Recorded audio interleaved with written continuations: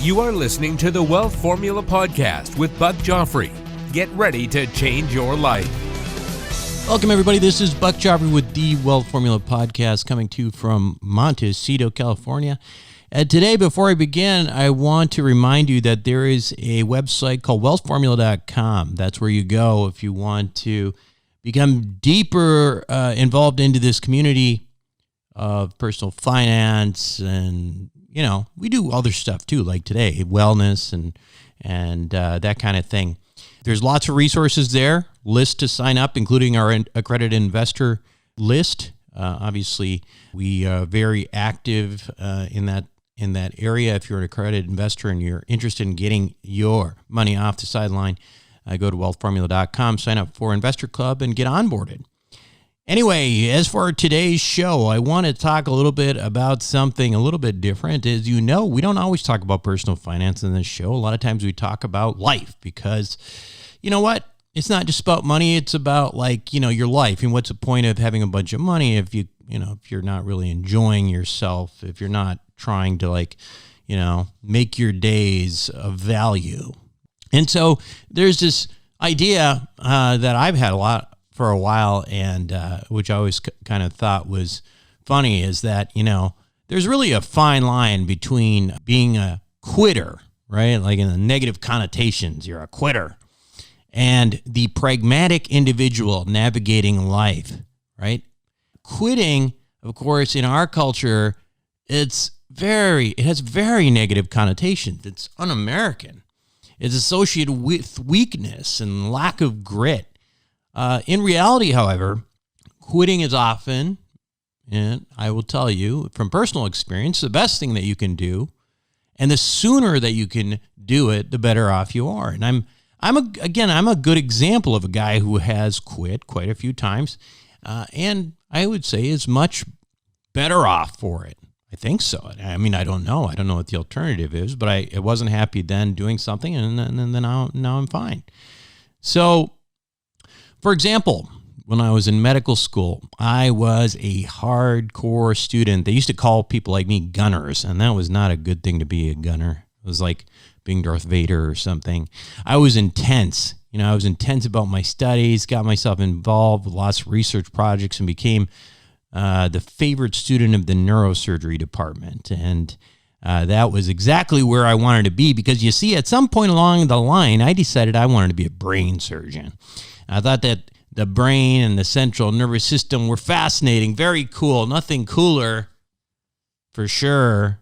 But in hindsight, I must admit that there were a few other drivers that were probably stronger than my fascination with neuroscience that drove me in that direction. You see, I saw brain surgery as the top of the medical school pecking order.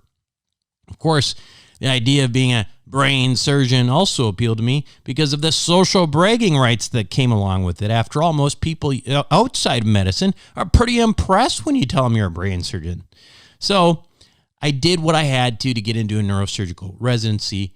I graduated with honors from medical school and scored very high on the required board exam, the step 1 board exam that they use to evaluate residents. I also published lots of book chapters and peer-reviewed articles in neurosurgery before I ever even finished medical school, and got raving reviews and accolades from my professors, who were some of the biggest names in neurosurgery at that time. And because of that drive, because of that perseverance, I got into one of the top neurosurgery programs in the country that had produced some of the most famous people in my profession. So my grand scheme was working out beautifully. Then it happened. I actually started the program, right? I mean, it wasn't theoretical anymore. I was there, and I wasn't really enjoying myself. Sure, I liked walking around with that white coat that said neurosurgery on it. That was probably the best part of it, because I used to walk around. I used to have this thing that's neurosurgery on it, and I thought, I was like early 20s, thought it was super cool. Used it to impress cute nurses, felt pretty macho, all good. But it was not enough to get over the fact that I hated the hours. Very early mornings, very late nights. That was when you weren't on call. When you were on call, an emergency meant you're up all night because bleeding brains can't wait until the next morning. Then I'd have a full day of surgery, elective surgery to do with my professors the next day. And I had to be alert and attentive and try to learn something along the way. Boy, I got to tell you, I really, really did not enjoy it. Curiously, though, I noticed that most of my fellow residents did seem to enjoy it. They got really excited when the pager went off in the middle of the night. They got excited and filled with adrenaline, like they were Batman. And all of a sudden somebody's calling for Batman and they just spring out of bed and like, I'm Batman. Well, not me. When the pager went off in the middle of the night, I'd feel nothing but dread. And it took me midway through my second year of neurosurgical residency to figure out that this was not going to work. So I quit. At that point, I felt like I was in free fall. I mean, for years, I had created this identity that I was living. It took thousands of hours to get there with lots of blood and sweat. Was it just a waste of time? Well, yeah, it probably was a waste of time. I mean, yeah, by definition. I mean, I'm not doing it and whatever. It was a waste of time. But it could have been worse. I could have stuck it out for another 5 years and been miserable the rest of the way. My attending professors, the people who were done with residency training and teaching us, they didn't seem to have such a great life either. So it wasn't like that there was this great light at the end of the tunnel that I had something to look forward to. So I ended up switching specialties, ended up ultimately in cosmetics, which is just kind of funny because it's, kind of different from brain surgery. Brains versus butts, what's the difference, right? Anyway, of course, after a few years of that, as you know, quit medicine altogether. I guess it just wasn't for me. Now think of that for a moment, okay? Think of that for a moment. 4 years of college, 4 years of medical school, 7 years of postgraduate surgical training, and I just quit because I didn't want to do it anymore. Crazy, yes, but also liberating. The moral of the story, though, is that when you figure out that something is not working for you, move on quickly. It seems simple enough to say that, right? But how many people do you know who complain about their jobs every single day and talk about doing different things, but they never do? They just complain about it, right? It's just like Groundhog's Day every day. Nothing different. Relationships are no different either. Right? You usually know within the first few weeks in any new relationship, is there long-term potential? However, rather than break it off quickly, people often drag out relationships for months or years to make it work, to try to get that round peg into the square, whatever, you know what I'm talking about. And sometimes they even get married. I know people like that. It's not a good idea. Anyway. And of course, I will give you the caveat that I'm a single divorced type of guy, so I'm not much of an authority on relationships. So don't listen to me. However, the larger theme here is quit while you are behind. Okay? Don't prolong the pain. There's plenty of gain to be had without enduring the pain. So my guest on this week's Wealth Formula podcast actually has essentially written a book on this concept that, the idea of being tough and not quitting and being resilient is actually a lot of times not good advice. Fascinating book, fascinating guy. You're going to love this, and we'll have it all for you right after these messages.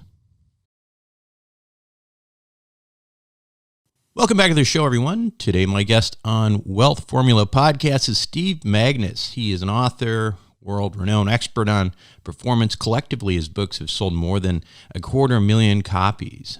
He's the author of Do Hard Things, Why We Get Resilience Wrong, and the Surprising Science of Real Toughness, which is his latest book. He's also written The Science of Running, How to Find Your Limit and Train to Maximize Your Performance. He's also co-authored a number of books, including Peak Performance, Elevate Your Game, Avoid Burnout, and Thrive with the New Science of Success and the Passion Paradox, Guide to Going All In, Finding Success, Discovering the Benefits of an Unbalanced Life. So, Steve, welcome. Yeah, thanks for having me. So one of the I was starting to ask you this offline because my first thought was, what's up with all the books? So like what drives you, man? I mean, like these things, they are related, right? I mean, they're performance related, but mostly. Is there an underlying theme to the things that you're interested in here? That is a great question. And I think what it comes down to is I write the book that I'm struggling with in that moment. So if you look at the trajectory of the books, like it started out very athletic performance, science of running. Well, I was a runner myself and helping coach other runners. So of course that makes sense. And then you get broader and broader and broader until my latest one, which is Do Hard Things, which is how do you handle life's challenges and the adversity you face? And I think the motivation to do so is like a book takes a lot of work. So a good book does, right? Like you can write, like with Amazon, you can write a lot of, shitty books pretty quickly. So that is very true. That's a good caveat. A good book takes a lot of work. So what happens is I really need that kind of personal connection of like, hey, I haven't solved everything. Hey, I don't know the answers to everything, but let's see if we can find out. And that keeps that motivational flame burning for the several years that you need to write a good book. And then what goes into the research in these kinds of things? Are you talking to a lot of people? Are you reading a lot? What do you do? Yeah, it takes a lot. I always start off with researching. So diving into the literature, studies, academic stuff, because I want at least to know enough to be dangerous. Yeah. Right. Right. So that allows you to be informed when I then reach out to experts and people who, are in this stuff, in the weeds all the time. Yeah. So that we can actually have like an in-depth conversation on some of these things, and I can get below the surface level kind of understanding of ideas. Cool. Well, let's dive into the current one, which is, Do Hard Things, Why We Get Resilience Wrong, and the Surprising Science of Real Toughness. So I guess the American dream is based on toughness in many regards. I think that's what, if you think of a national character, especially, I don't know about the current America, but certainly the America that I remember as a kid is the America based on toughness. And so why do we have toughness all wrong? Yeah. So I think there's some great things about the America that, you and me, I remember from years ago, is that toughness is important. And I'm not saying it isn't. It's vital. Like being able to handle difficult things is central to being able to handle challenges in life. But I think where we get it wrong is we often hold on to these, what I'd call old school mentalities, which is there is only one way to deal with adversity, and that's to put our head down, bulldoze through, and do everything we can to get on the other side. So I guess part of understanding what toughness and what you're alluding to is to define toughness specifically. I mean, what is that? What is toughness? And is that definition changed from, the 80s to now? I mean, is it different? Yeah, I think it is. And I defined it in the book as creating the space to navigate discomfort or uncertainty and being able to take wise action. So toughness to me is all about, it's not about the act of like grinding through. It's about the decision that comes from it. Because when you're going through stressful or uncertain or difficult moments or times, it's all about how do we navigate that to get to the best path forward. And that path forward could be a number of different paths or a number of different ways. And we want to make sure that we're taking wise action and not just like, hey, this is the escape path. This is the easiest way through. I'm just going to default to that. How do you contrast the concept of toughness with resilience? We hear a lot about resilience these days, right? And it's almost one of those words that's just kind of overused now. But what's the difference between toughness and resilience? Yeah, so all of these words are kind of similar, and I think that's part of the problem. Right. Right. Okay, it's all jumbled together. But if you look at resilience is essentially the ability to bounce back. So we're looking at how do we go through something difficult and then come back to normal. I look at toughness, and I think the research is like, what are the skills that we need to not only bounce back, but perhaps adapt and grow and come out on the other side, maybe changed or better than what we went through it. So let me ask you this. So, and interestingly, what you're talking about sort of does resonate with me at a, I'm not really on the athletic side per se, but like on the career side. So I started out as a neurosurgery resident, and that was my whole identity in medical school. I was like a hardcore medical student, published like crazy, and got in neurosurgery programs and stuff like that. And I got there, and I was like, man, I don't like this. I mean, I don't like being up all the time. I don't like being up every night. This is not me. And I will tell you that I guarantee you I'm not alone with people who've gone through these situations where they've signed themselves up for whether it's medical school, surgical residency, or any number of other things that are tough. But there's sometimes a mentality that now you're there, you've already put so many years into it, you got to just keep doing it. One of the things that I quit neurosurgery. I ended up doing, I moved into a profession that, that was less, it didn't keep me up at night. And for a long time, I felt a lot of identity crisis, right? I had a problem with I was the neurosurgery guy. I was, top of whatever. And, but there was a tremendous relief. Now, is part of what you're talking about our ingrained reluctance to quit when we know that we're doing the wrong thing? Absolutely. I think that's a great example, because to me, and this gets at the contrast perfectly, is the old school model would say just persevere, persist. But if that makes you miserable, if that doesn't align with like what you want or what you need in your life, is that the tough thing to do? I don't think so. I think the tough thing to do is being able to step back and be like, hey, I know that neurosurgery gives me a lot of status. I know that I identify with it and other people identify me with it.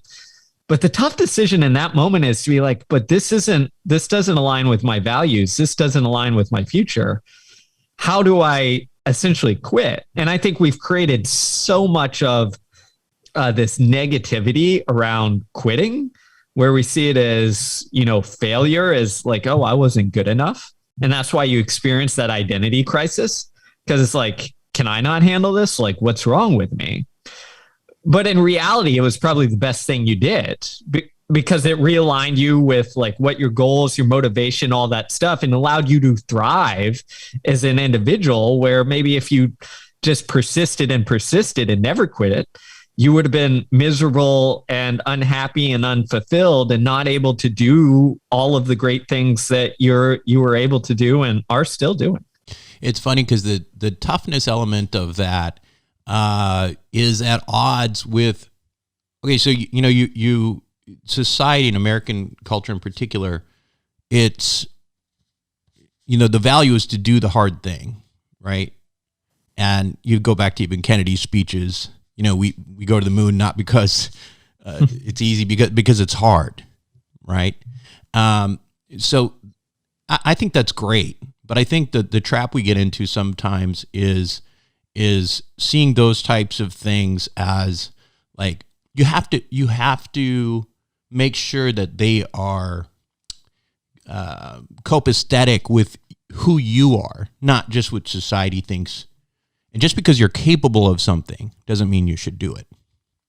Exactly. And I think, there's actually some good research behind this, and I talk about it in the book, is that when we decide our goals, like we decide the hard thing to do, we're more motivated, we're more likely to persist, we're happier, we're more fulfilled.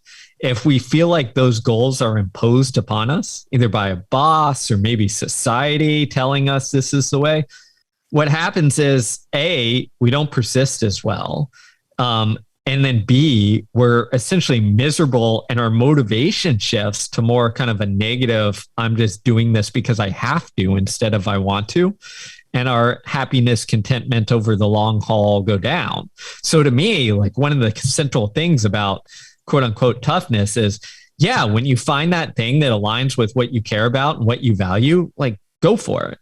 But if it doesn't, and we're just needlessly, quote unquote, doing the hard thing for the sake of it, you're going to end up in probably a bad place. So it's like that you need that self-awareness to understand like what's actually important and what aligns with your values.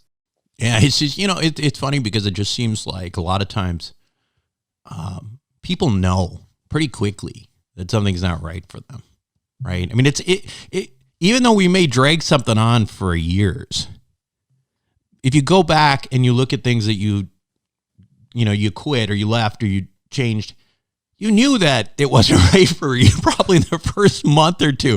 I mean, that's like defining like half the half the relationships out there, right? It's like, you started dating somebody and you're like, well, she's all right. Maybe she'll grow into her or something like that. And 3 months later, it's not going to work. A year later, you're like, I'm still in this. Same thing for everything, right? It's absolutely right. And I love that example because everybody knows it. And the brilliant part though, it gets at this central thing. Well, who knew it in your circle before you did? Often your friends, right? Your friends were like, man, what are you doing? Yeah. Like, why are you still dating that girl? Right. And that kind of gets us back to these moments of, well, everybody knows, but we often get in our own way. And having perspective or creating perspective, whether that's through friends or just the ability to like zoom out and look at your life and be like, what am I doing, man? Like, I got to make this decision. Like, that is often one of the key components to navigating those decisions that we don't want to make. So there's another side of this, which is that when you do decide that there's something that you want to do that resonates with you, and it looks daunting and hard, there's a significant benefit to driving in that direction in terms of self-improvement. Do you want to talk about that a little bit? Yeah, definitely. There's a reason we're often drawn to doing hard things, or should be. It's because in so much of life, we kind of stay in this comfort zone of where we're kind of controlled and content and all that stuff. But it's really once we push those bounds that a whole bunch of good things happen psychologically and even physiologically. Is we get almost flooded with hormones where it's like we feel alive, and that feeling of feeling alive and pushing our bounds. And then also the other thing that happens psychologically is often we have to shed some of the kind of facade that we carry around because difficult things expose us. They force us to wrestle with maybe the things that we're not good at, or our weaknesses, or our doubts, or our insecurities. And we're forced to come face to face with those things. And I think having something in your life where you kind of have to wrestle with that and do something difficult is very valuable for your long-term psychological health. Yeah, I think it's almost like an evolutionary thing if you think about it, right? Like, we're not designed to be comfortable comfortable creatures, right? Like having things in the refrigerator and ordering out. We were supposed to like go find, our way in the world. And so not in a way like having nothing to work for or nothing to really drive, you might as well be, you're sort of at that point evolutionarily irrelevant. Right? I mean, you're spot on. All of our biology is primed to do that. Yeah. Why? Because we wanted to survive. So how do you survive? Well, you have to go out and do something very demanding, go persistence hunt or whatever, explore. It's why humans are natural explorers, because we need to see the unknown. We need to figure it out. And all of our kind of biology and hormones are set up to do that. if you look at things like dopamine, what does it do? It doesn't erupt during the reward. You feel the highest dopamine spike, which is like a motivator, during the pursuit, because it's like egging us on to say like, hey, keep hunting, keep going, all that stuff. So I think in our modern world, for, better and worse, we don't get those hits of like dopamine and other things in that regard, because we don't put ourselves in those situations where it's like we're doing something tangibly difficult that is, uncomfortable. Yeah. It's just like we're designed for, the dopamine hits are really supposed to be there to reward you for things that you did that were good, that got you excited. And we look for artificial means sometimes to try to do the same thing, because we don't have that kind of exhilaration in our own lives. Exactly. We take the cheap and easy way out, right? We scroll on our phones to get those hits, which doesn't give us that satisfaction of actually doing the difficult thing. And I think that is a key differential that often we lack. So to me, it's like, if modern society doesn't provide some of this, we have to have things that fulfill this. Another thing that we know is not only hormonally, but like our brain is very adaptive to this stuff. So I think one of the reasons why, people are often seen as like sensitive in this world is because it's almost like our brain's threat detecting machine, like, is never tested. So the analogy I like to use is, if you haven't worked out for like, 6 months or a year for whatever reason, and you go out the door and you try and run as hard as you can, well, those first steps, your brain's going to be like, hey, what are you doing? This hurts a lot. Stop. Because you haven't been at that place. You haven't felt that discomfort in a really long time. If every day you went out and you exercised a little bit, that alarm gets quieter. That threat isn't as loud. I think the same thing applies to other aspects in our life, is that, even if it's something psychologically difficult, if we can struggle with something, it turns down that threat. It almost sends that message in your brain that, hey, yeah, this is difficult, but we're okay. You've been similar places before. You can handle this. So when you, what the title, part of the title of the book includes surprising science of real toughness. Talk a little bit about the science. I mean, I know you pride yourself on doing sort of rigorous research on this stuff, but some of the things that you discovered or anecdotes that might be of interest to support some of the things we're talking about. Yeah, definitely. So I think on the science side, one of the most interesting findings was just on that threat that I talked about. There was a fascinating series of research studies that compared expert meditators versus like your average Joe, regular person. And in these studies, they made them do extremely painful or difficult things. So, one was getting up in front of an audience and giving a speech while being heckled, right? Another was they took like a painful hot probe and stuck it on their wrist to make them feel physical pain. And what they found was fascinating, is that during the thing, let's say the painful hot probe, the meditators and the average Joes felt the same intensity of the pain. Okay. So during it was about the same, but before and after, it was completely different. So the average Joe, in anticipation, before they even got, that painful hot probe stuck on them, their threat area in the brain was just sounding the alarm. It's like, run, danger, like, get out of here, escape. The meditators were calm, cool, and collected. Their kind of rational part of the brain was still online, almost telling the threat area, hey, nothing's happened yet. We're okay. And then afterwards as well, the average Joe, their kind of painful threat response kept going for hours. They felt stress for hours. The meditators, it was like once the painful probe was removed or once they got off the stage, their threat area goes back to down to zero. It says, hey, we're okay. The threat's gone. We don't need to like ruminate on this. And I think that was such an interesting thing, because the researchers essentially said The problem isn't the difficult thing itself. It's that most of us are getting like a triple dose of the stress when we do anything hard. And instead, if we can train our ability to kind of, like the meditators, like embrace the reality of the situation and tackle the difficult thing as it is, but don't spend hours worrying about it and then hours afterwards stressing over what just happened. So what do you think? So is meditation part of the antidote to some of the things, some of the troubles that you're seeing people have? I think so. I think mindfulness is, again, there's lots of research on this, is that mindfulness works. And the great thing is that mindfulness works even in small doses. So research has found that even after, I think it's like, 4 or 5 20-minute sessions, you see changes in the brain where you're not freaking out as much during stressful situations.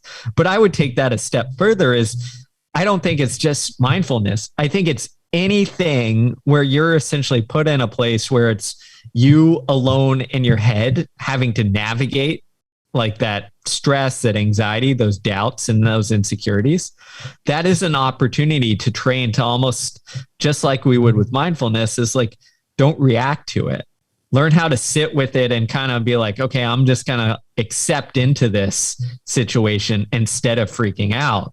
Because anytime we freak out, you're essentially training your brain. You're saying, hey, the best course of action is to spiral out of control. So next time you're in a similar situation, spiral out of control. How is it important to respond instead of react when doing hard things? Yeah, so that really gets at what I just kind of talked about a little bit is anytime we're doing something difficult, you're training your mind and brain which way to go. And reacting to me is it's that instinctual, like, I'm just gonna like very quickly react. It's being in the argument with your spouse and saying something that you shouldn't, but just kind of comes out, right? And then you regret it. That's the reacting. That's often what gets us in trouble. Responding is like being in those moments where you feel the anger or the anxiety like coming, but like being able to just slow things down or create just enough space where you don't default towards that outburst, but are able to navigate through it and be like, okay, like I need to create space between the stimulus, this feeling, and this response I have. So I take wise action and don't have just this reaction. And as I said, any moment where you're feeling that kind of urge to act is that moment where if you can create some space, you're training your brain to be able to do so. And that's again goes back to the whole mindfulness thing, right? Because it's just a matter of control of emotions. And, here's a Warren Buffett quote. I can't exactly remember, but in effect, his quote was, "You can always wait until tomorrow to tell somebody to screw off." Right. Exactly. I love that because our initial reaction is like we send the text, we send the email, we yell at the person. Right. When often that like leads us down a bad path. And if we just have that, you create that space, wait till tomorrow.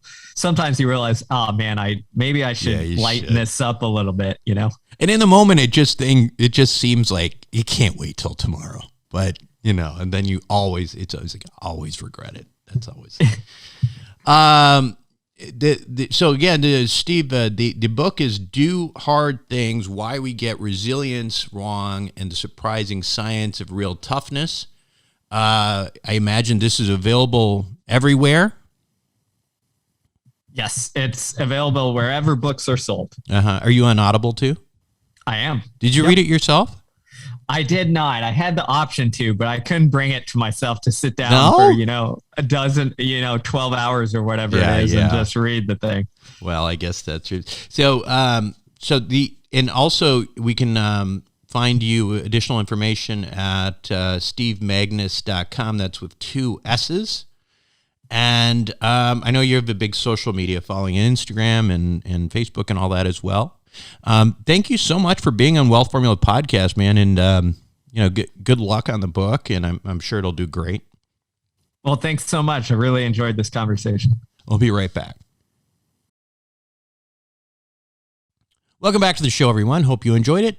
And, it's just food for thought, right? You're, and listen, I'm not here to tell you to quit whatever you're doing. I just am trying to, I think as you can tell probably from some of my podcasts, I'm also trying to figure out things for myself in my life too. And sometimes you have to really think about the things you're doing on a daily basis, what's getting you excited about things, what's not getting you excited about things. It's not about completely necessarily, doing 180 degrees and quitting medicine and if you're a doctor or whatever, but it is about trying to look at other things in life that you could be doing or things that you're doing that you don't want to be doing anymore. So it's worth thinking about. I think interesting idea. I'd encourage you to maybe pick up Steve's book. Anyway, that's it. That's all I got for this week on Wealth Formula Podcast. This is Buck Joffrey signing off. Thank you for listening to the Wealth Formula Podcast. Visit us on the web at wealthformula.com. The information contained in this podcast are opinions, not fact. As always, consult your own financial team before making any investment. See you next time.